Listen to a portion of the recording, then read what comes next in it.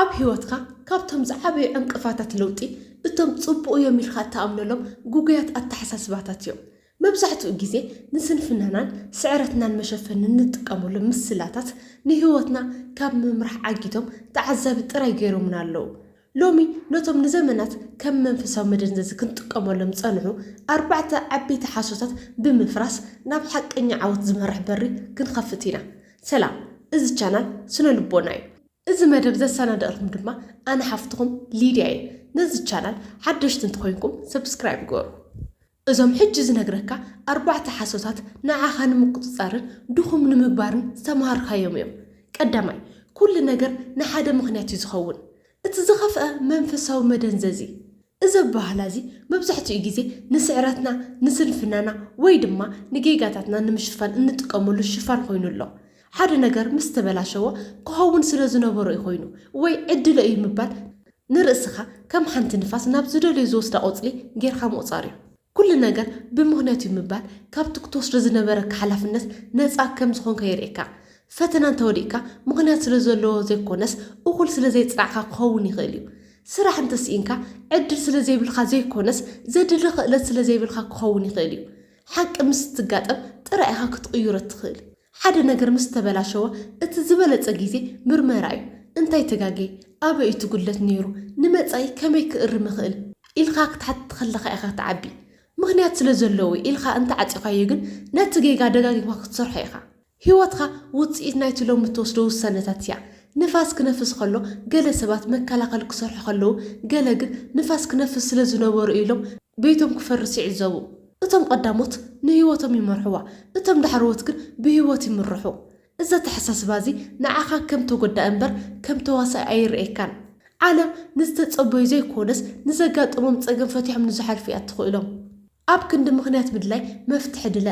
ኣብ ክንዲ ዕድል ምፅባይ ዕድል ፍጠር ህይወት ማለት ንዘጋጥመካ ነገር ብትዕግስቲ ምቕባል ጥራይ ዘይኮነስ ነቲ ዘጋጥመካ ፀገም ከመይ ጌርካ ናብ ረብሓኻ ክትቕይሮ ምፍላጥ እዩ ታሪክካ ንዕድል ኣይትሕደገላ ንሳ ፀሓፊት ኣይኮነትን ብርዒ ሒዝካ ታሪክካ በዓልካ ፀሓፎ ጌጋታትካ ከም ትምህርቲ እምበር ከም ፅሑፍ ዕድል ኣይትረኣዮም ካልኣይ ፅቡቕ ነገር ንዝፅበዩ ይመፅእ እዚ ዝዓበየ ሓሶት እዩ ጽቡቕ ነገር ንዝፅበዩ ይመፅእ እዚ ምስላ እዚ ንብዙሓት ተስፋ ዝህብ ይመስል እምበር ብተግባር ግን ንብዙሓት ኣብ ዓረት ስንፍና ዘደቀሰ መደንዘዚ እዩ ዓለም ንዝፅበዩ ዘይኮነስ ንዝጋደሉ እያ ትኸፍት ግቡእ ግዜ ክመፅእ ኢልካ ክትፅበ ከለካ እታ ግዜ እቲኣ ንዓኻ ክትፅበይካ ግዴታ ይብላን ግዜ ንማንም ጠጠው ኢሉ ኣይፅበይን ዕድል ማለት ድልውነት ምስ ኣጋጣሚ ክራኸቡ ከለዉ ዝፍጠር እዩ ከይተዳለኻን ስጉምቲ ከይወሰድካን ዕድል የብለይ ምባል ትርጉም የብሉን ዕድል ንክትመፀካ ኣይትፀበያ ንስኻ ስራሕ ክትጀምር እሞ ኣብ መንገዲ ክትረኽባ ኢኻ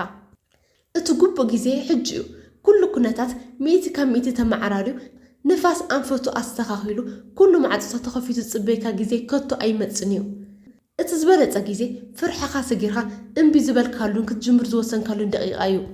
ትዕግስቲ ማለት ስቕታ ኣይኮነን ትዕግስቲ ማለት እናሰራሕካ እናተጋድልካን እናተምሃርካን ውፅኢት ክሳብ ዝመፅእ ምፅባይ ማለት እዩ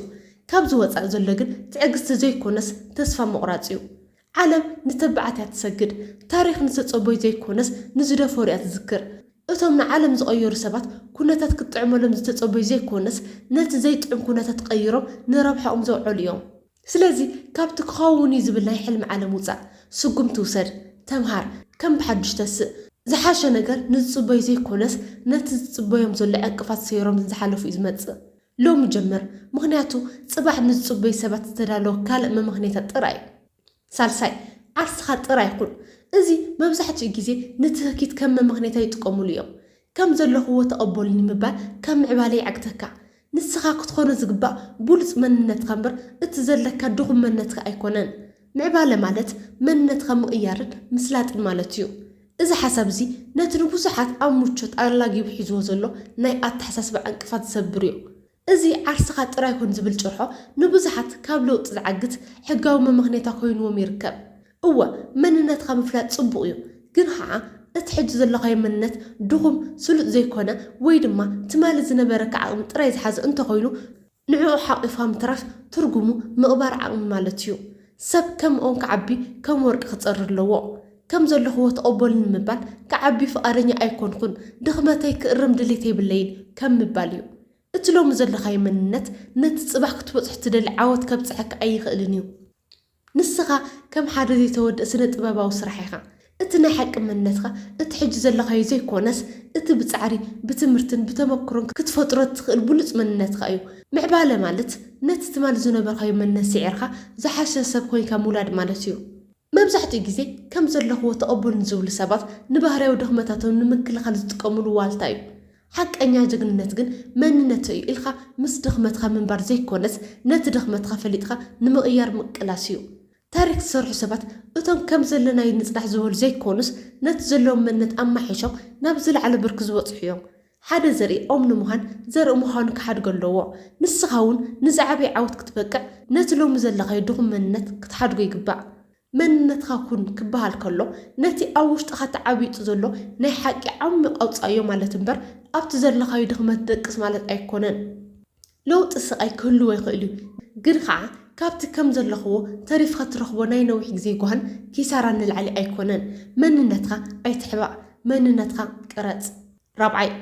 ኩሉ ሰብ ክብሪ ይግብኦ ክብሪ ዝዕደል ውህበት ዘይኮነስ ዝዕተር ዓወት እዩ ንኩሉ ሰብ ኣኽብር ዝብል ምስላ ንቡር ሰብኣዊ ሕያውነት ንምግላጽ ዝተባሃለ እምበር እቲ ናይ ሓቂ ክብሪ ግን ካብ ተግባርን ባህሪን እዩ ዝምንጩ ንኩሉ ሰብ ብመዓረግ ክብሪ ክትዕድል እንተደሊኻ ነቲ ብጻዕሩን ብስነ ምግባሩን ክብሪ ዘጥረየ ሰብ ትብድሎ ኣለኻ ማለት እዩ ምስ ኩሉ ሰብ ሕያዋይን ትኩርን ምዃን መንነትካ እዩ ንኩሉ ሰብ ሰላም ምባል ብጽቡቕ ምዝራብን ሰብኣዊ መሰሉ ምኽባርን ግን ግዴታኻ እዩ እቲ ልዑል ኣኽብሮት ግን ነቶም ትርጉም ዘለዎ ህይወት ዝነብሩ ቃል ዝዓቑሩን ንባህሪኦም ዝተገዙን ጥራይ ዝውሃብ ሽልማት እዩ ሓደ ባጤራ ወይ ሰልዲ ብበሲዕ እንተተሓቲሙ ዋጉ ይወርድ ክብሪ እውን ከምኡ እዩ ንዘይግብኦም ሰባት ብዝያዳ ክትብ ከለኻ እቲ ንቡር ክብሪ ዋጉ ይረክስ ንሱ ጥራይ ዘይኮነስ ንዓኻ እውን ደረጃ ዘይብሉ ሰብ ከም ትመስል ይገብረካ ንዘይኽብረካ ዝንዕቃካን ንዘይረብሕ ሰብ ክብሪ ክትብ ክትደንን ሃለኻ ነቲ ውሽጣዊ መንነትካ ተቐትሎ ኣለኻ ክብሪ ምርጫ እዩ እዚ ሰብ እዚ ንኽብረተ ይበቅዕ ድዩ ኢልካ ክትውስን ከለኻ ንርእስኻ ዓብዪ ቦታ ትህብ ኣለኻ ሓቀኛ ክብሪ ካብ ስልጣን ካብ ገንዘብ ወይ ካብ ዕድመ ኣይኮነን ዝመጽእ ክብሪ ካብቲ ትሕዝቶ ዘለዎ ቃላትካ ካብቲ ዘይናወፅ መትክልኻን ካብቲ ንዓለም እተበርክቶ ኣውንታዊ ጽልዋን እዩ ዝርከብ ምስ ኩሉ ሰብ ብትሕትና ተዛረብ ሕያው ይኹን ሰብኣዊ ክብሪ ኣይትንፈጎም ግን ከዓ ክብሪ ዝበሃል ክቡር መዳልያ ነቶም ብተግባሮም ዝመዝንዎ ብሓቂ ነቶም ዝጸንዑን ብስራሖም ንዝመስከሮ ጥራይ ሃቦም ንኩሉ ሰብ እንተኽቢርካ ንማንም ኣየኽብርካን ማለት እዩ ክብሪ ትርጉም ዝህልዎ መለክዕ ክህልዎ ከሎ ጥራይ ንሎሚ ዘዳልኽልኩም መደብ እዚ ይመስል ኣብ ዝቕፅል ቪድዮ ብኻልእ ኣገዳሲ ርእሲ ክሳብ ንራኸብ ሰላም ጽንሑ